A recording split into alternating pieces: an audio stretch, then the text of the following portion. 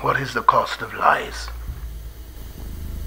It's not that we'll mistake them for the truth. The real danger is that if we hear enough lies, then we no longer recognize the truth at all. What can we do then?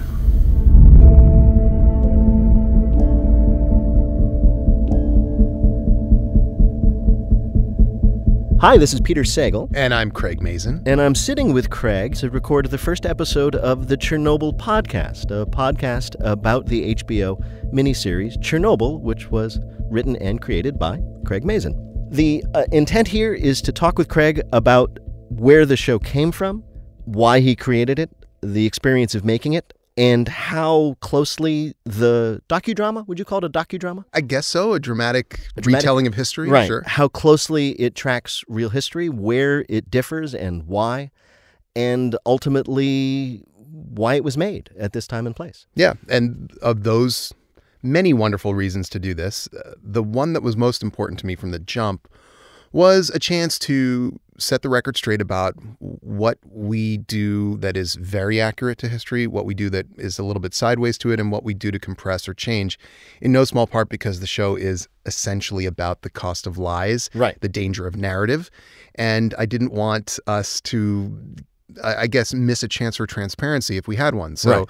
I've never actually heard this kind of thing before in relation to dramatic retellings of history. So I'm kind of curious to see how it all works, if people are horrified by this or enlightened. I don't know. I think they'll definitely be horrified. Speaking as someone who just recently saw the miniseries, what else happens, I think, is up to them. This episode of the Chernobyl podcast concerns episode 1 of the Chernobyl miniseries titled 1:23:45, which, of course, was the reading in the clock when the explosion at Chernobyl happened. Let's start then with the beginning. You were, I'm guessing, around 20 or so in 1986 when this all happened, maybe a little younger? I was younger. Yeah. I was 15. 15, yeah, okay. I was 15 years old. I remember it. I don't remember it quite as starkly as I remember the incident that occurred about 3 months earlier, which was the Challenger disaster. Right. But I definitely remember that it happened. I remember that the entire world seemed concerned. It wasn't simply a local thing.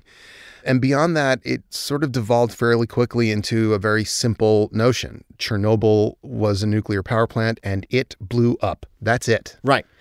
I was a little older then. And what do I remember? I remember that Chernobyl blew up. It was bad, but it ended up being okay. And the Soviets lied about it. That's exactly right. And it's a bit of a shame that so much of the takeaway from that is that the Soviets lied and the Soviets created this system that would have led to that, all of which is true and all of which is a large part of the story that we tell. Right. Because it's an important part. What we did not get on our side of the news was how, I like to say, this could have only happened in the Soviet Union. Only the Soviet Union could have solved this problem. What the Soviet citizenry did to sacrifice and solve was nothing short of remarkable. And we in the West, I don't think, had any sense of how multi-layered this disaster was and how in many ways the explosion was really just the beginning of a series of events that are increasingly hard to believe. Well, yes. A lot of this podcast, just as a spoiler alert, is going to be me saying to Craig, really? And he'll say, yes. Yeah. And it was even weirder, presumably. In a number of cases. But let's start here. So this is what we knew about Chernobyl. It's what you know. It happened in your childhood. It happened in my young adulthood. We remember this. It happened. It went away. Then the Soviet Union fell a few years later, and we just forgot about it. If you had asked me before I started watching this series what I knew about Chernobyl, I'd say, yeah, okay, that happened, and I know that there's a big concrete sarcophagus over it, and nobody can go near it, and it's kind of cool, I might have said, because people have been removed from the area around it, so there's been this weird kind of renaissance of nature, which is kind of nifty, and I've seen, film of like deer leaping about, and Right. it's kind of nice. Right. So I would have, before this began, I would have said that was a problem that happened 30 years ago and it's all over and there's really no problem when we kind of have this cool abandoned city, which is fun. Yeah. Assuming that that's where you were before you started your exploration of the project, what started you on this exploration? I knew that Chernobyl exploded, but I didn't know why. And it struck me as such an odd lapse, because if you say to people, what happened to the Titanic, they'll tell you it sank. And if you say how, they'll tell you iceberg. Everybody knows it hit an iceberg. Nobody seemed to know offhand why and how Chernobyl blew up. So I just began to read, one of those lovely evenings at home where you just start interneting yourself into a coma. And I started reading, and two things jumped out. And both of those things emerge in episode one of which emerges immediately. The first thing is that the night of the explosion, they were running a safety test. That's the kind of fact that any writer will stop and say, oh, okay, that is deeply ironic in the most disturbing of ways. Why? Well, if you're running a safety test and the result of the safety test is the least safe thing that could have ever possibly happened, you start to wonder what gap between intention and result existed here. How is that even possible? I can understand if you're, in every submarine movie, there's the hull crush depth scene, right. The whole point is to take this thing down and see how much it can take. Yeah. All right, well, if it collapses in that scene, I get it. But if you're trying to just see, like if you're taking a car out for a spin and you've gotten to this section where it's not acceleration, it's braking distance, how does that make the car explode? What is going on there? So I found that shocking. And the second fact that grabbed me was that the man that was in many respects put in charge of the cleanup and the general, I call it a war against the atom post-explosion, was an academician named Valery Legasov. And Valery Legasov commits suicide 2 years to the day after the explosion. Right. And that, of course, immediately gets me wondering why. So when you were pitching this idea to HBO and Sky, how were you presenting it as something that people would want to and even need to watch? The way I like to think of it is, what is the relevance to everyone? Right. I mean, ultimately, we can tell any particular story, but there needs to be some sort of universal relevance, or it just becomes a story in and of itself about the event, which at that point I refer to those things as homework. Right. I'm not interested in making homework for people. The reason that I was compelled to write about Chernobyl was, in part because it was filling in these large gaps of a story that we all knew and yet didn't know, but primarily it's because it is a story about the cost of lies. This is the first line of the whole show, and this is the theme that we are going to continue with as people watch these episodes, that when people choose to lie, and when people choose to believe the lie, and when everyone engages in a very kind of passive conspiracy to promote the lie over the truth, we can get away with it for a very long time. But the truth just doesn't care. Right. And it will get you in the end. And the people that suffer ultimately are not the people that are telling the lie. Right. It's everyone else. And that is where we start to see real truth in the behavior of human beings who are motivated to save their fellow man, their fellow woman, their loved ones. That's where truth is. And so for me, this, by the way, was before our entire planet seemed to become engulfed in a war on truth. For me, this was an important kind of story to tell about the value of truth versus narrative. Right. Because we are, I think, as humans, we are so susceptible to storytelling. It's why we tell stories. Right. We like them. Stories are sometimes very good ways of conveying interesting truths and facts, but just as simply, the stories can be weaponized against us to teach us and tell us anything.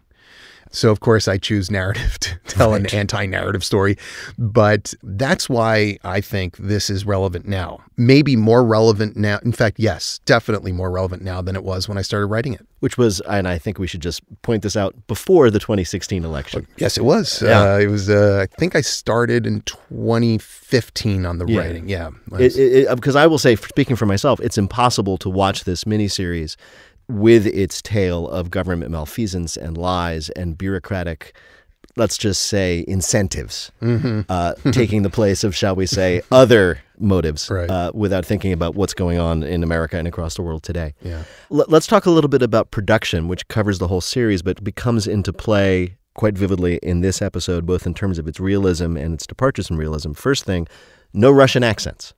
Right. Yeah. Big decision that we made early on. And what propelled that decision, and when did you make it, and what was the thinking? Well, we had an initial thought that maybe what we would do, we didn't want to do the Boris and Natasha. The Russian accent can turn comic with very little effort. So at first we thought maybe we would just have people do these sort of vaguely Eastern European sort of, so if I'm talking like this, I'm not really doing a strong accent, but it's a little. Yeah. And what we found very quickly was that actors will act accents. Yes. They will not act. They will act accents. And we were losing everything about these people that we kind of loved. Honestly, I think maybe after one or two auditions, we just said, okay, new rule, we're not doing that anymore. And I remembered I don't know if you ever saw this movie. It was an HBO film, actually, called Citizen X. This was many years ago. Stephen Ray and Donald Sutherland. Yes. True story of a serial killer in Soviet Ukraine. And I recalled that there were accents all over the place. They had a South African accent. They had an English accent. They had an American accent. Some people were sort of trying. Some people weren't. Max von Sydow shows up and just talks like his Swedish self. Yes. And it works perfectly fine because they're not speaking Russian. So I get it. Now, that meant no Americans. Right. Because I think for an American audience, the one thing that will pull you out of that is an American accent. Right. That just sounds silly. But beyond that, yeah, we just, we occasionally ask people to maybe take the edge off a little bit. Like in Game of Thrones, anyone from Manchester will be asked to push that a bit. Right. So that they're the Northerners. They're clearly the Northerners. Yeah. And we would sort of say, like, take the edge off a little bit. But here and there, we would just let somebody be Irish or Scottish because they sounded great and their character was good. Right. And of course, as people are speaking to each other, there's no consciousness that they're speaking in Russian. They're just talking to each other. Correct. And so we're hearing them as they would have heard themselves. And that's really what we went for. And my hope is that the accent thing just fades away within seconds. You just stop caring about it because that's ultimately completely irrelevant to what was going on, which is essentially what goes on in all situations, regardless of language: panic, fear, love, excitement, worry, all of these things, just emotions. Right.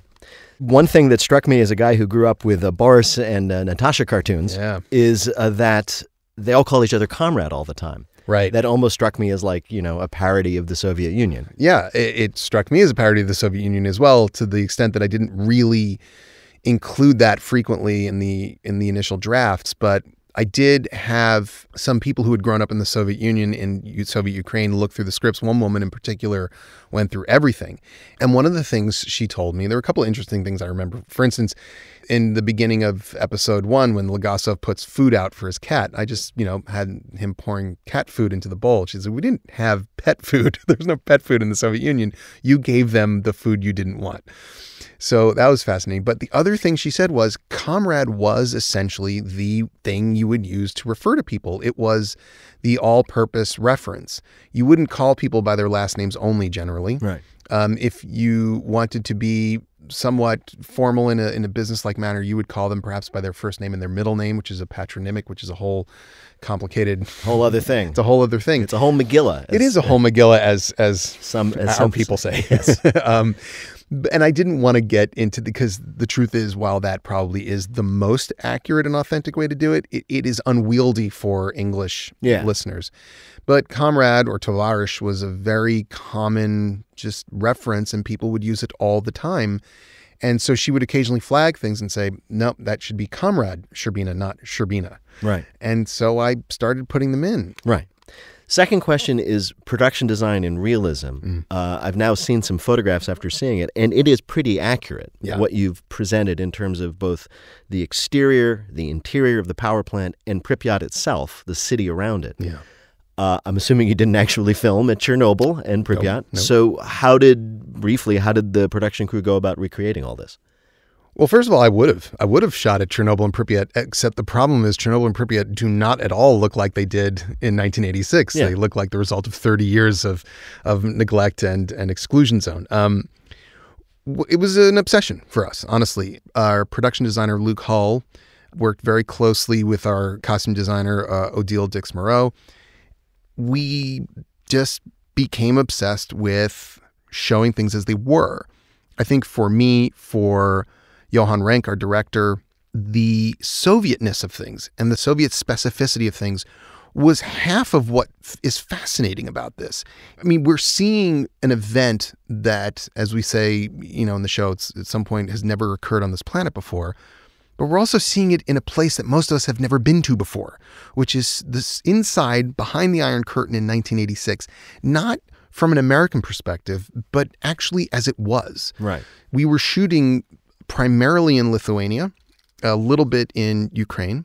So our crews, they were alive when Lithuania was part of the Soviet Union and Ukraine was part of the Soviet Union. Many of the places that we shot in were constructed, most of them were constructed during the Soviet era. It's real. And we were able to get the real clothing. And the firefighters, these are the outfits that we put together were down to the rivet. Odile did an incredible job of making them realistic. Exactly correct. We were helped sometimes by the fact that in the Soviet Union, if they made, for instance, a miner helmet. Yeah. There was one miner helmet. So you didn't have to figure out like, okay, which miners wore this brand or that brand. There was one. It was called miner helmet, and that's the one. The advantage of poor consumer choices. Correct. But Luke and I and Johan spent a long, long time poring over as many photographs as we could, blueprints. In terms of Pripyat, we found a neighborhood in Vilnius, Lithuania that had been constructed in a similar time, in a similar fashion. Again, one of the upsides of former Soviet Republic is that they were building things there. It was very similar to the way they were building them, 1,000 miles away. One blueprint. Pretty much. I mean, it was these brutalist, block towers. So we found a neighborhood that was very close and basically made our Pripyat out of that. And then, of course, with the help of some, pretty remarkable visual effects from DNEG, this fantastic company that's been doing all of our effects, we were able to properly bring that to life. But again, all of it based on extensive research. Why? I mean, it's not going to be dramatically important to a viewer if the control room looks exactly like the control room of reactor number 4. Which it does. I'm sure it does. Down to the button. So what was driving you? I was always aware that I was telling a story that meant an enormous amount to the people that lived through it. There are people alive today, thousands, tens of thousands of people alive today, who have lost people they love because of Chernobyl, whose lives have been shortened because of Chernobyl. There are a lot of people walking around without a thyroid because of Chernobyl. And it was important for me to tell that story accurately. I think about the stories that we have routinely told in the West, stories about the Holocaust, stories about World War II, where we try very hard to be accurate because it's a sign of respect. And for me, I wanted people who lived through that, including some people in that control room that night who are still alive, to watch this and say, they cared. They cared. They got it right. All right, let's focus on episode 1, which is dramatically challenging. We meet Legasov. He immediately kills himself. Right. And we won't see him again until the very end of the episode. That is correct. So as we all know, screenwriting 101, introduce your hero, kill him and ignore him. Exactly. Right? You could tell that I've grown weary of Yes. of writing normal narrative. We meet him. He's recording those tapes. What is the cost of lies? And that's not a device that you use to get his voice in the film. He actually recorded tapes. He did. So there's a number of things here that are absolutely accurate to history, and then some things that I fiddled with a little bit just to be able to tell the story. So here's a good, right off the bat, let's talk about what's real and what's not. Legasov does, in fact, hang himself 2 years to the day after the explosion. Does he hang himself at exactly that time, which we'll come to understand why that time is so important? No one can say. That was really my way of just imparting that I believe this must have been intentional. The date couldn't have been an accident. He did record his memoirs on audio tapes. They were not quite as flowery and thematic as the dialogue I've given here. Well, the reason that people like you were put on this earth is to make other people sound better in retrospect, Craig. I hope I did him proudly. In these stories, it doesn't matter who the heroes are. All we want to know is who is to blame. he did spell out a lot of his concerns about the Soviet nuclear industry and the way things had gone. And in terms of how those tapes got disseminated, I couldn't really find any good answers. So I just sort of went with some Confederate picked them up and took them and spread them about. One thing that I've left out of Legasov's story, and it's left out right off the bat, is his family. He had a wife, he had children. And I made a choice early on to not include them in the story, mostly because so much of this story was going to be about his efforts in Chernobyl and his relationships with the people that he was fighting this war with. And I just didn't want to have those scenes of come home, because the family that's left behind in these sort of wartime movies inevitably descends into a kind of whininess. And I didn't want to do that to them, but I do want to acknowledge, of course, that they existed. Right. We then go to Chernobyl on the day of the accident, and I thought this was interesting, and we will revisit this moment again in the series, but we see the accident not from the perspective of it's not a huge special effects shot. Right. It is in the distance, and it is silent from the window of another character who doesn't even notice it. Precisely. I wanted people to know, first of all, this is not going to be told the way you would expect it to be told. If somebody says to me, look, I'm making a series about Chernobyl, I think, okay, we're going to start with the day, and then there's going to be things, and then it's going to explode, and then there's going to be calls, and and I just didn't want to do it like that at all. I wanted to just start with the explosion. I wanted to start, and also didn't want to hide the fact that Legasov commits suicide. Right. Anybody who watches this show, who then Googles it 10 minutes after watching, will go, oh, okay, he's going to commit suicide. Well, not to wait 4 episodes from, no, I'm just, here it is. Yep. That's it. And the explosion, which you know is going to happen, you're not going to wait for that either. Right. There it is. What's fascinating to me is not that Chernobyl exploded, it's how close people were and how unaware they were and how that night just unfolds in a way that I had no idea it unfolded and would have never predicted in a million years. I should ask, because this happened in the Soviet Union, because of the secrecy and the cover-up, which begins almost immediately, how do we know what happened?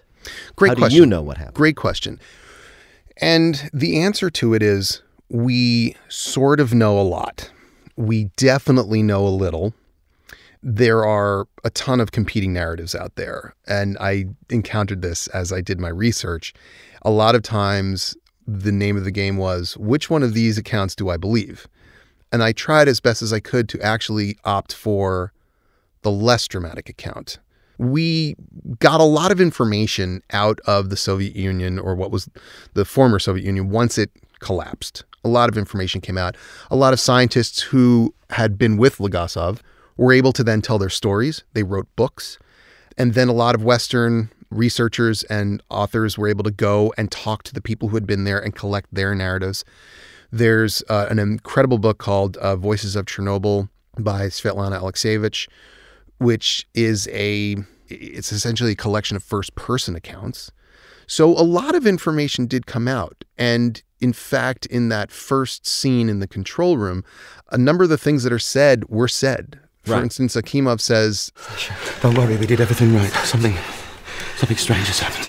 He said that. Little lines like that are quite, they make me feel something when they happen in the show, because I know we are essentially reproducing truth there. And and some of those things I don't think I would have ever thought to write. In fact, I'm not sure I would believe it necessarily without knowing that it happened. Right.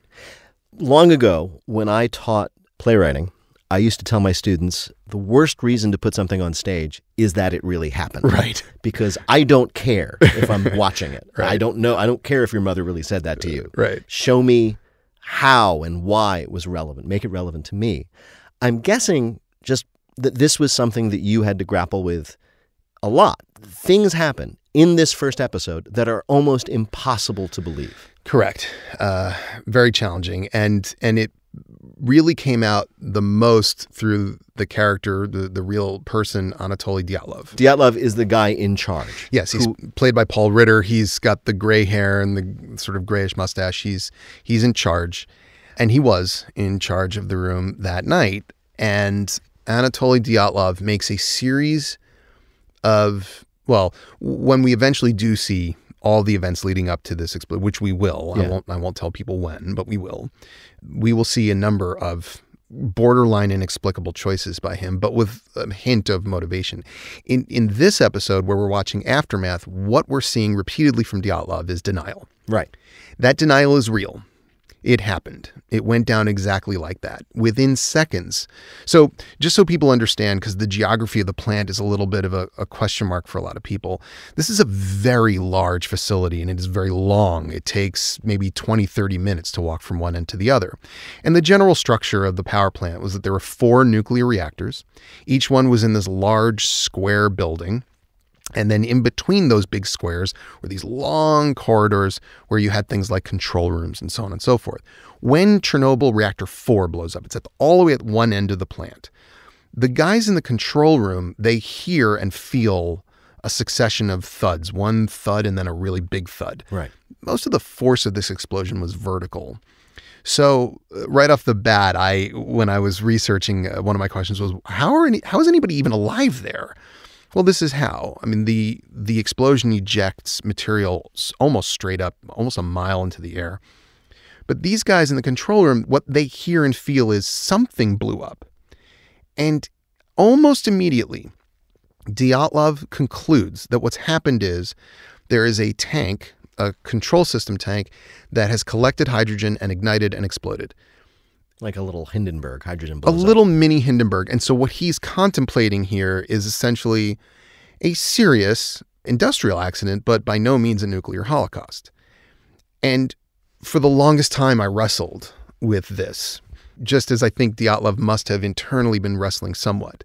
I think that what I forget and have to remind myself all the time is the word Chernobyl means a million things to us all in an instant. But right before it blew up, it meant nothing.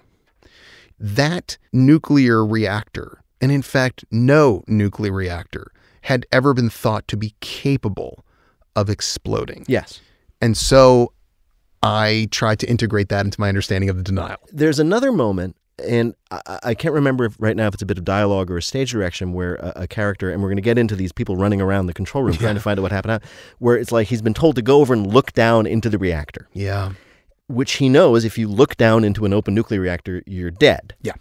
But there's a moment, I think you're describing his thought processes. He says, well, he's going to go over and look over it.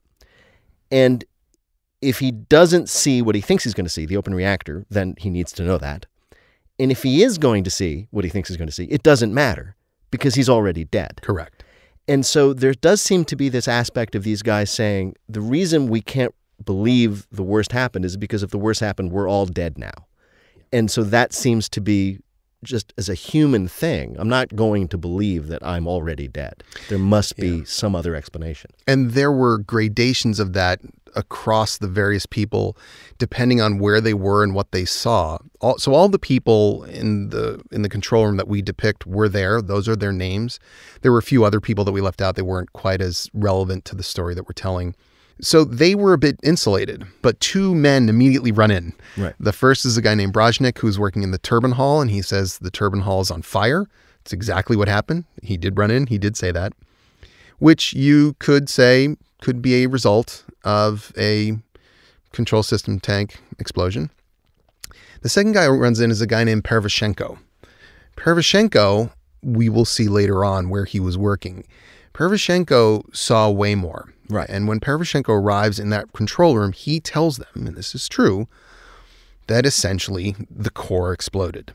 And they basically say to him, no, Right. that's not correct.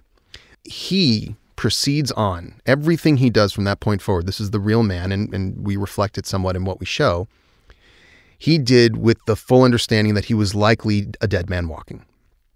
There were a number of people who did things like that night. We couldn't tell all the stories, but they were remarkable. One of the workers at the plant who became aware of the full scope of the accident fairly early on did what he could to make things better. He went home, he took a nap, he woke up, and then he went back.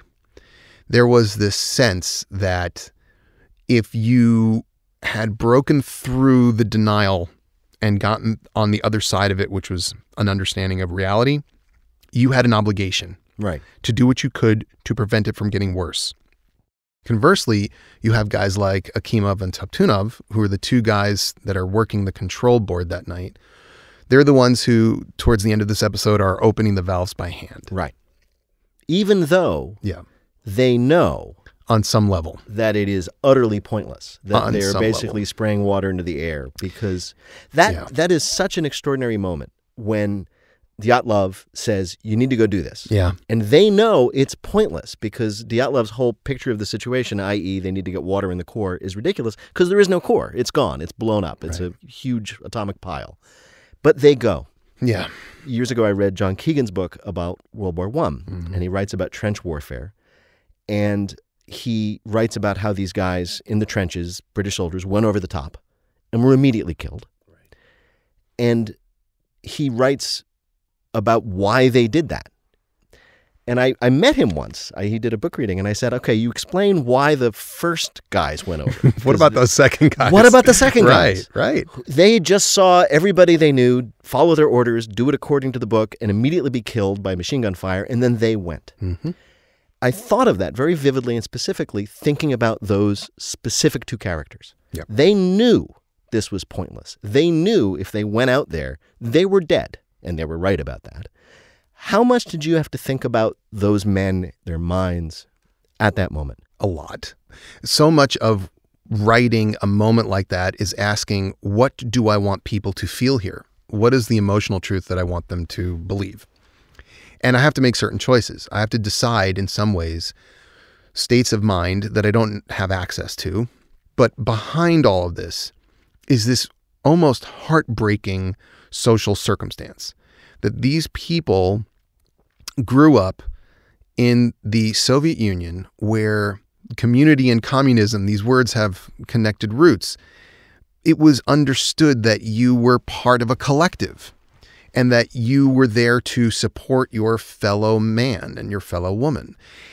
These kind of pro-social messages were promoted by people that I don't think were very pro-social at all, the leadership of the Soviet Union, but the people often did believe it and feel it. And you can see this in all of the history of 20th century Russia and the surrounding areas that the Soviet Union encompassed. So I think some of this was a sense of, I don't know what else to call it, but Soviet civic duty. It is very noble and admirable and beautiful, and then, of course, profoundly sad underneath it.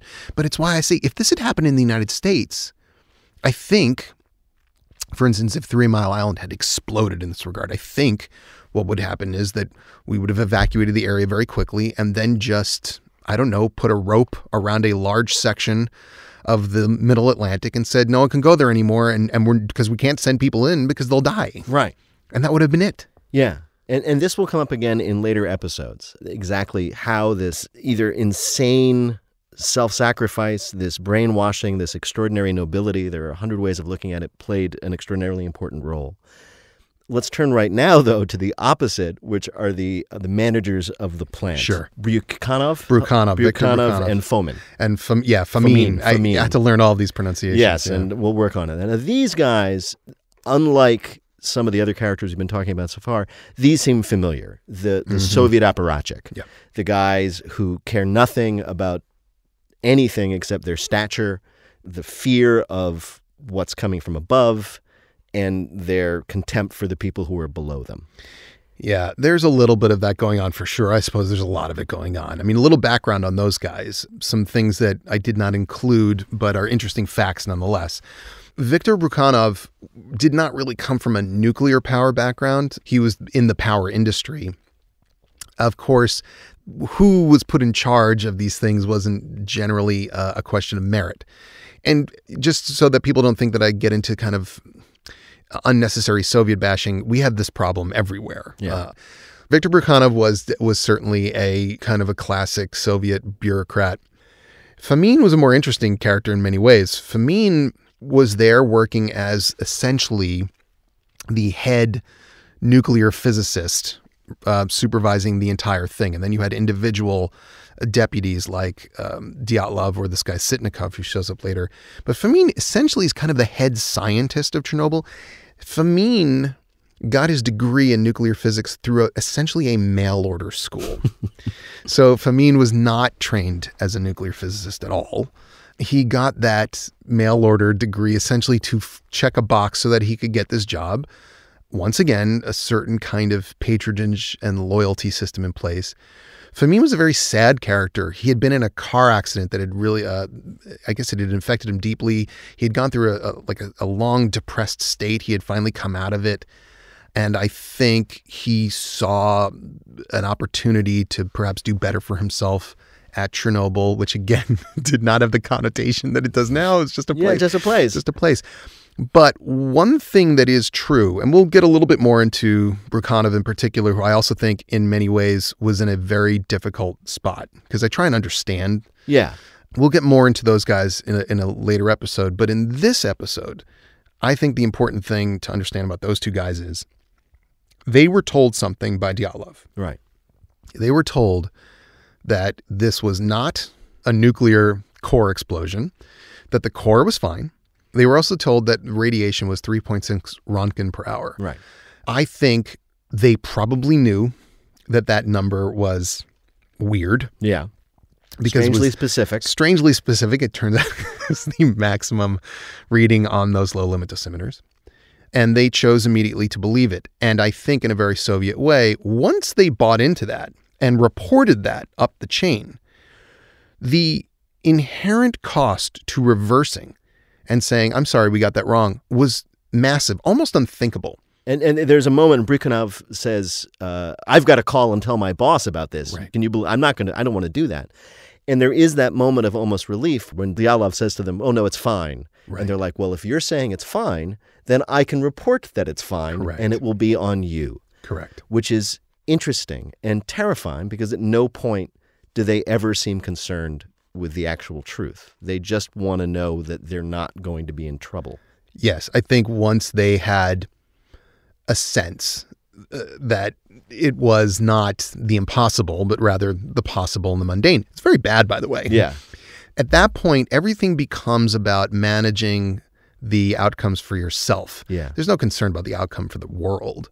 So Dyatlov has to call his superior. They have to call their superiors. And, you know, that point where Brukhanov explains to the local executive committee the chain of phone calls that has occurred, that's real. Yes. So that's what happened. There was a series of phone calls over the course of the night that eventually make their way to Gorbachev. Really? Yeah, that's how it worked. I call you, you call him, he calls him, he calls him, and he calls Gorbachev. Right. One by one by one, each one of them decides, how can I kick this upstairs? And each one of them repeats a lie that they do not yet know is a lie, that essentially was conceived seconds after the explosion by a desperate man who was incapable, in a very human way, of entertaining the thought Right. that the impossible had occurred. Right. There's a scene in the episode where the local committee, as you say, comes into the plant. Yes. They're in the plant. In fact, you'll be safe here, guys. Don't worry. Yeah. And there's almost a moment where a younger member of the committee says, wait a minute. Right.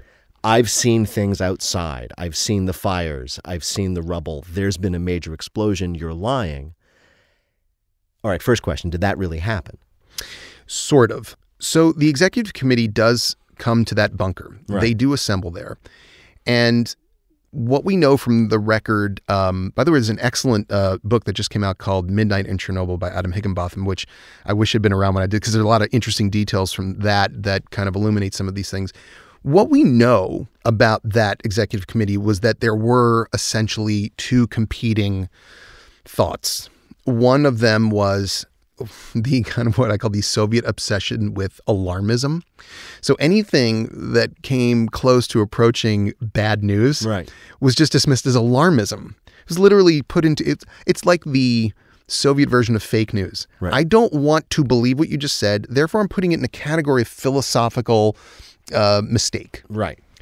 Then there were people within the executive committee who were very concerned and believed that this was much worse than it was.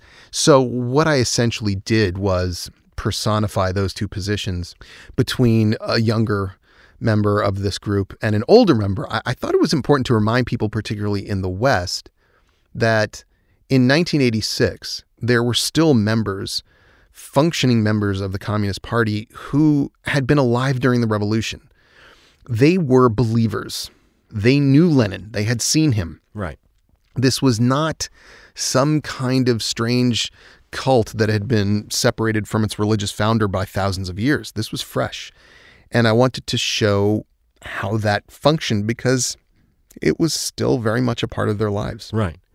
So there's the character Zarkov, the oldest committee member who's sitting in the corner. Game of Thrones fans may recognize him from Winterfell. As Maester Lewin. And he gets up and he makes a speech. He points out that the real name of the Chernobyl power plant is the Lenin power plant. And he makes a speech about the Soviet ideals and how this is how we do things in the Soviet Union. But what was interesting was the point of his speech was not we will now fight for the fatherland and we will not sacrifice ourselves. But the point of his speech is we are going to keep this secret. That is the correct Soviet response. We seal off the city. No one leaves. And cut the phone lines. Contain the spread of misinformation. That is how we keep the people from undermining the fruits of their own labor. Yes, comrades. We will all be rewarded for what we do here tonight. This is our moment to shine. That is, in fact, what they did. And there were people, as in the, I guess what you'd call Pripyat leadership, who felt strongly that the first thing you do in any situation like this is cut the phone lines. That was literally their first move. Cut the phone lines and don't let anyone in or out. The most important thing was to avoid the spread of a panic. Right. So when I read that, it occurred to me that on some level, if you are part of a power structure that you understand is suppressive in a way, Right. and that you are limiting people's freedoms in a way, you must be aware that there could be a spark that could lead to the truth spreading and people realizing and finally shaking off their shackles and saying, we're not going to be a part of this anymore. That is essentially how the Berlin Wall came down.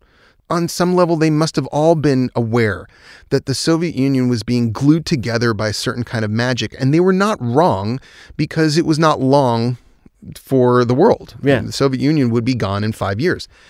So when something like this happened, they said, cut the phone lines and no one comes and no one goes, because if this spreads, who knows?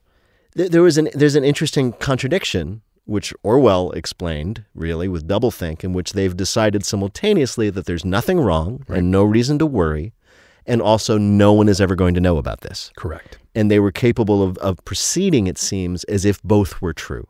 And that is extraordinary. Yeah.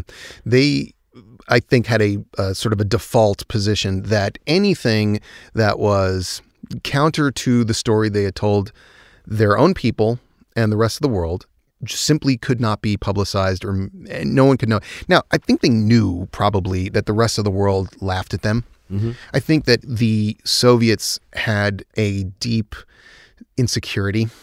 There's a great line in a later episode, which I'll give away now, where somebody says to somebody who wants to tell the truth about Chernobyl, he says, you want to humiliate a nation that is obsessed with not being humiliated. Yeah. And that, I thought, captured this whole attitude quite well. Well, inside the Soviet Union, I think there was probably more of a sense that people needed to believe those things. And yes, the citizens were not stupid. They understood that there were great limitations to the system. But many of them, more of them, I think, than people understand, were kind of active believers. They believed that the West was decadent. They believed that their system was something worth saving. I want to go through a couple of things for episode 1 before we leave it behind, and they're basically all part of my really list. Yeah, let's do it. Really, the firefighters walked right up to the burning pile and sprayed an open nuclear reactor with water. Really. And there are even some details that I did not include. Some of them didn't have their jackets, and so they were just there in a T-shirt. A couple of them didn't have helmets. There are a number of stories from that night that are shocking that we just didn't have time for, but that's exactly what happened. They were told, essentially, there's a roof fire. And in the first episode, you hear that little, it's not a 911 call. I don't know what what 911 was there, but that's the actual audio. Yes. from that night, and you can hear them saying, yeah, you got to get down there. There's a roof. The roof's on fire. That's it. They just thought it was a roof fire. And they showed up without any protection, which, by the way, they didn't have anyway. Right. And they fought that fire all night. And they did get incredibly close. And one of the firemen did pick up a piece of graphite in his hand. This is graphite from the core of a nuclear reactor. Right. And most of the deaths that occurred directly because of the radiation of that night were experienced by those men. And I think there's at least one report of one firefighter who said, he reported saying, I said to everybody, it'll be amazing if any of us are alive by morning. Sometimes it's hard to tell if that's a little bit of a kind of revisionist history on people's parts, but we do know that a number of them reported tasting metal. Yeah, which is, I'm assuming, a real thing that happens around intense radiation. It is a real thing, apparently, that happens around intense. There's not a lot of experience with this. Right. There have been a couple of incidents. This was the worst of them by far. Right. Yeah, but that really happened. And they really didn't tell anybody. They didn't evacuate the town. They didn't notify anybody. The episode ends with everybody waking up the morning after the explosion and going off to school and work. Yeah, that's that. So backing up for a second, Pripyat was about as close to what the Soviets had promised people as you could get. It was fairly utopian. These cities were called atom cities. They were constructed to support, obviously to supply employment at the power plants, but also to, then support those people around them.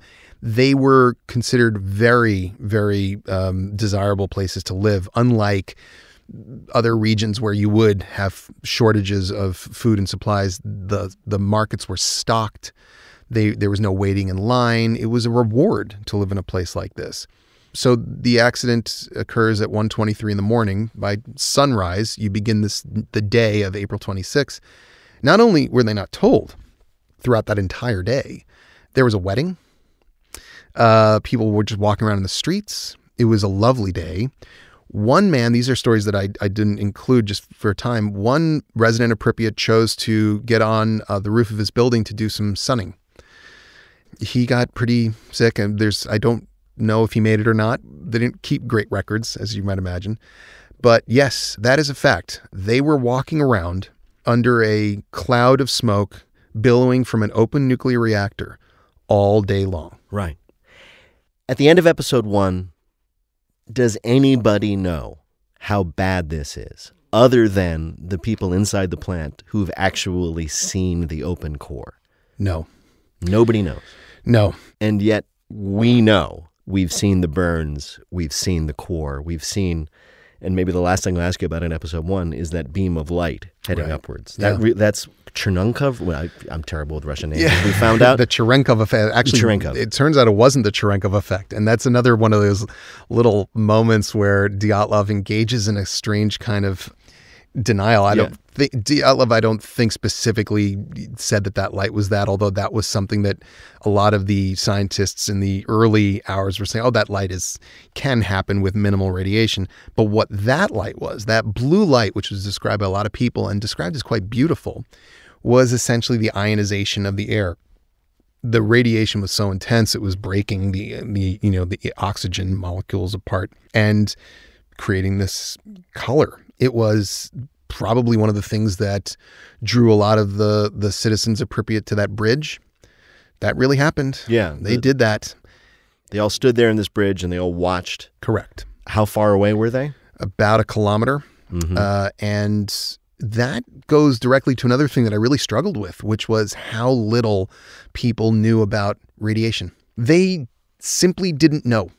If you or I were somewhere and someone said, there's a fire at a nuclear power plant. It's not the core. It's just a fire. You want to go see? We would say, no. Are you insane? I'm going to drive in the other direction. But they didn't know. There's a building in Pripyat that has a slogan on it that basically refers to the friendly atom. And they also believed that if there was anything that one of the characters mentions this thing about vodka. That's true. They believed that vodka essentially would decontaminate you of any kind of ill effects of radiation. If only. It is odd that the tone of the episode, weirdly, is almost that of a horror movie. Yeah. In that people are going about their business in the way that people in horror movies do. and there's a horrible monster Yep. that is hunting them and killing them, and they don't even know it. And it seems almost as if we as the viewers are put in their place, that there's something terrible going on. You can't see it, but it's getting you. Yeah. And there's so many moments in this episode which are equivalent to watching a horror movie. It's like, don't go through that door. Right. And yet they go through the door. Yeah. And those moments are all true.